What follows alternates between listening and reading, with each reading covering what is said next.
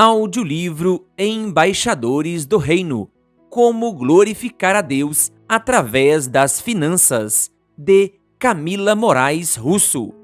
Capítulo 1: Embaixadores na pobreza ou na riqueza. Há alguns anos, ao final de uma palestra sobre finanças, a partir de uma perspectiva bíblica que proferi, uma jovem mãe pediu a palavra e disse, diante de todos, que se sentia mal por guardar dinheiro. Ela acreditava que juntar recursos fosse demonstração de egoísmo, ganância e falta de fé em Deus. Tempos mais tarde, constatei que esse pensamento não é incomum entre os cristãos. Enquanto uns simpatizam com a ideia de enriquecer e prosperar, inclusive fazendo uso de promessas bíblicas, outros valorizam a abnegação e o desprendimento, dando pouca importância às questões materiais. Mas quem está certo, afinal? O Messias é descrito pelo profeta Isaías como uma pessoa sofrida, desprezada e rejeitada. Isaías 53, versículo 3. Jesus descreve a si mesmo como alguém que não tinha sequer um lugar onde repousar a cabeça. Mateus 8, versículo 20. Demonstrando que não possuía moradia fixa. Totalmente dedicado à missão de buscar e salvar o perdido. Lucas 19, versículo 10. O Filho do Homem dependia inteiramente da providência divina. Mateus 4, versículos 1 a 4.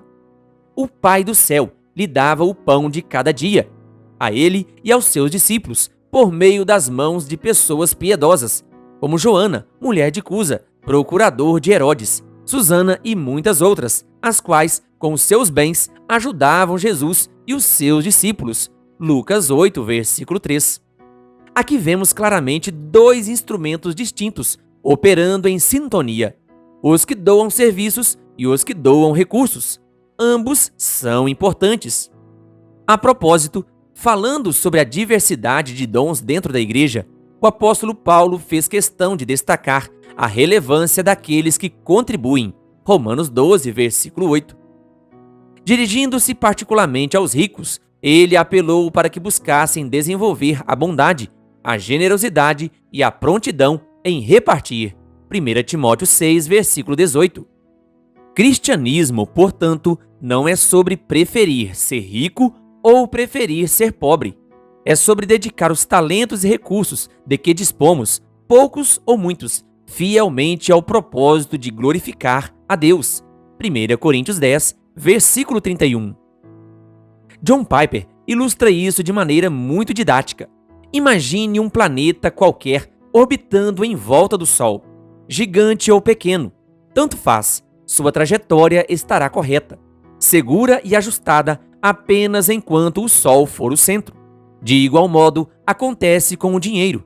Seja muito ou pouco, nossa relação com ele estará correta, segura e ajustada, apenas enquanto Deus for o centro. Do contrário, zigue-zagueando fora de órbita, o dinheiro desperta em nós sentimentos como cobiça e ganância, e se torna a moeda de orgulho dos bens e de desonestidade, ansiedade, roubo, suborno e fraude. Cabe lembrar que todo recurso obtido por meios dignos e honestos é uma bênção de Deus, pois é Ele quem nos dá forças para adquirir riquezas. Deuteronômio 8, versículo 18. Faz prosperar nossos empreendimentos e nos dá abundância de bens. Deuteronômio 28, versículos 11 e 12. E essa capacidade para adquirir riqueza, afirma Ellen G. White, é um talento precioso, desde que seja consagrada a Deus e empregada no avanço de sua causa. A mesma autora, inclusive, afirma que o desejo de acumular riqueza é um sentimento inato de nossa natureza, implantado nela para finalidades nobres pelo nosso Pai Celestial. Finalidades nobres. Precisamos entender que acumular, no sentido de ajuntar e armazenar, não é necessariamente algo ruim ou negativo. Depende da finalidade. Lembremos do exemplo de José. Ele aproveitou os anos de fartura para se prevenir contra os anos de escassez. Ele ajuntou nos armazéns do faraó muitíssimo cereal, como a areia do mar, até perder a conta. Gênesis 41, versículo 49. Teria sido ruim o que ele fez? Ou José estava tão somente obedecendo à instrução que recebeu do Senhor? O que dizer de quem planeja se aposentar um dia e não imagina contar com um seguro social, nem depender da ajuda de familiares? Essa pessoa necessariamente terá de reunir meios para bancar as despesas previstas para os anos em que não estiver mais trabalhando. Se não o fizer, não terá de onde tirar. Isso sim é muito ruim. Mas onde fica a providência divina? Alguém pode questionar. Será que eu deveria então acumular dinheiro em lugar de confiar em Deus? Não confunda. Uma coisa é acumular dinheiro, outra coisa é confiar no dinheiro. O rei Davi conquistou e acumulou muitas riquezas ao longo da vida, sem, contudo, haver depositado nelas a sua confiança. Salmo 62, versículo 10. Por sua vez, Ananias e Safira, que nem eram tão ricos assim, se deixaram governar pela avareza e a cobiça. Atos 5, versículo 1 a 11. Embora o dinheiro jamais deva ser o centro da nossa vida, espera-se que trabalhemos com diligência a fim de obtê-lo, de modo que possamos viver com dignidade, sem depender dos outros e suprir o sustento da família. Inclusive, auxiliar pais e mães idosos que eventualmente necessitem de amparo. 1 Tessalonicenses 4, versículos 11 e 12. 1 Timóteo 5, versículos 4 e 8. Além disso, precisamos nos precaver em relação ao futuro, conforme o exemplo da trabalhadora formiga, que armazena as suas provisões no verão e, na época da colheita, ajunta o seu alimento.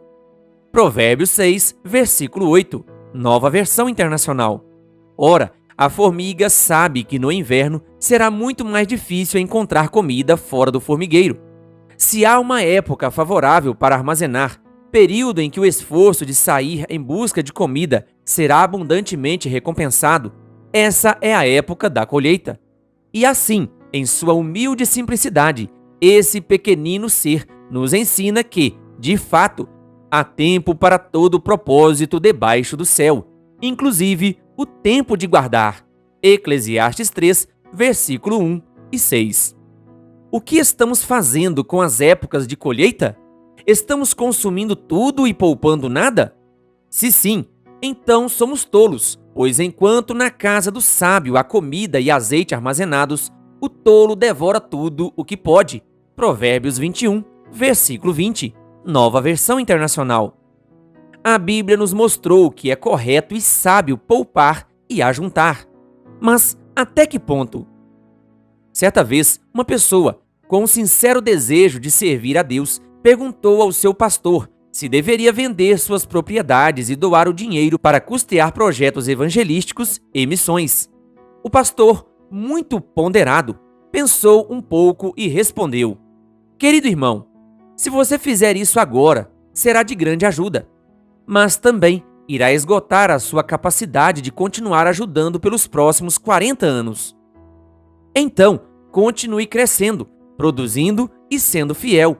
Por meio do seu trabalho, Deus lhe dará a oportunidade de ajudar mais e mais." Chegando o tempo determinado, José abriu os celeiros.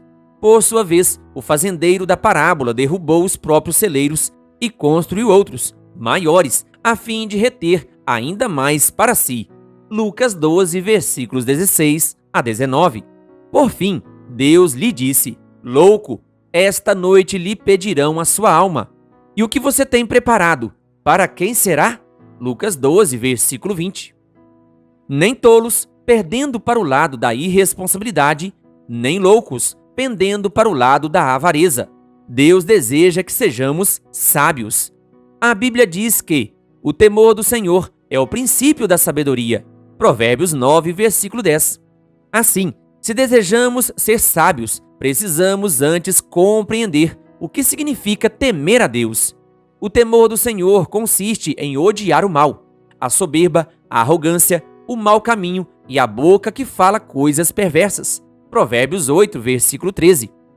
Quem teme ao Senhor tem prazer na sua lei e nela medita de dia e de noite, tornando-se como árvore plantada junto a uma corrente de águas, que no devido tempo dá o seu fruto, e cuja folhagem não murcha, e tudo quanto ele faz será bem-sucedido. Salmos 1, versículo 2 e 3. Já parou à sombra de um pé de manga? Ou de uma jabuticabeira? Ou de uma pitangueira?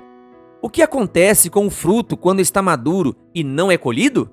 Ele simplesmente murcha e cai. Não fica na árvore. O fruto é doado ou para os pássaros e animais que se alimentam dele, ou para as pessoas que o colhem, ou para a terra que é adubada pelo fruto decomposto. Por acaso a árvore morre depois de doar completamente os seus frutos? Não.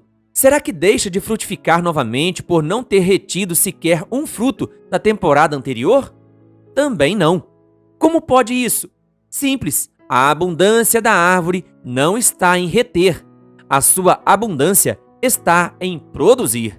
Porém, ela não produz de si mesma. Seu vigor é consequência de estar plantada junto a uma corrente de águas. Nós, igualmente, só seremos extraordinariamente abundantes se permanecermos em Cristo, recebendo dele o poder para produzir e frutificar, pois sem ele não podemos fazer absolutamente nada.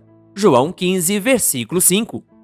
Quando Jesus disse que não nos inquietássemos quanto ao que comer, o que beber ou o que vestir, ele não estava nos incentivando a adotar um estilo de vida indigente, negligente nem irresponsável. Estava, sim, nos orientando a voltar esforços e prioridades para o alvo correto, o reino de Deus e a sua justiça. Mateus 6, versículos 31 a 33. Quando disse que não juntássemos tesouros na terra, não estava encorajando a imprudência nem a falta de juízo, mas nos fazendo reconhecer que tudo o que podemos acumular aqui é frágil, pode estragar, se perder ou ser roubado. Nosso único investimento seguro está no céu, e é nas coisas do céu que devemos depositar o nosso coração. Mateus 6, versículos 19 e 20. A riqueza só é uma posse perigosa quando posta em competição com os tesouros imortais, afirma Ellen White. É o amor ao dinheiro que a palavra de Deus denuncia como sendo a raiz de todos os males. O dinheiro em si é um presente que Deus deu às pessoas para ser usado com fidelidade em seu serviço. Sendo assim, que mal há em enriquecer? Nenhum, desde que o Senhor continue a ser único e soberano em nosso coração. Essa escolha diária, porém, é mais difícil para o rico, pois ele é constantemente tentado a confiar em suas riquezas em lugar de confiar em Deus. Seria então mais seguro escolher a pobreza? Fico me perguntando se alguém poderia levantar esse tipo de dúvida. Em resposta, usarei mais uma citação de Ellen White. Não podemos tornar o coração mais puro ou mais santo cobrindo o corpo de pano de saco, ou privando o lar de tudo o que proporcione conforto, gosto ou conveniência. Cabe lembrar que no rol dos heróis da fé convivem ricos e pobres. O ponto comum entre eles não tem que ver com o nível econômico, mas com reconhecer que eram estrangeiros e peregrinos na terra, à espera de uma pátria superior, isto é, celestial. Hebreus 11, versículos 13 e 16. Aqui não é nosso lar. Deus nos chama para sermos embaixadores do reino, representantes fiéis da pátria celestial, cujos princípios e valores devem permear todas as áreas da nossa vida, inclusive a financeira. Do contrário, vivendo como cidadãos comuns deste mundo, ao final morreremos com ele, quer tenhamos muito ou pouco dinheiro. Saiba mais, acesse o link na descrição deste vídeo para mais conteúdo sobre o assunto deste capítulo. Querido ouvinte, que Deus lhe abençoe. Se você ainda não é inscrito em nosso canal, se inscreva e ative o sininho das notificações, canal O Bom da Bíblia, compartilhando a Palavra de Deus.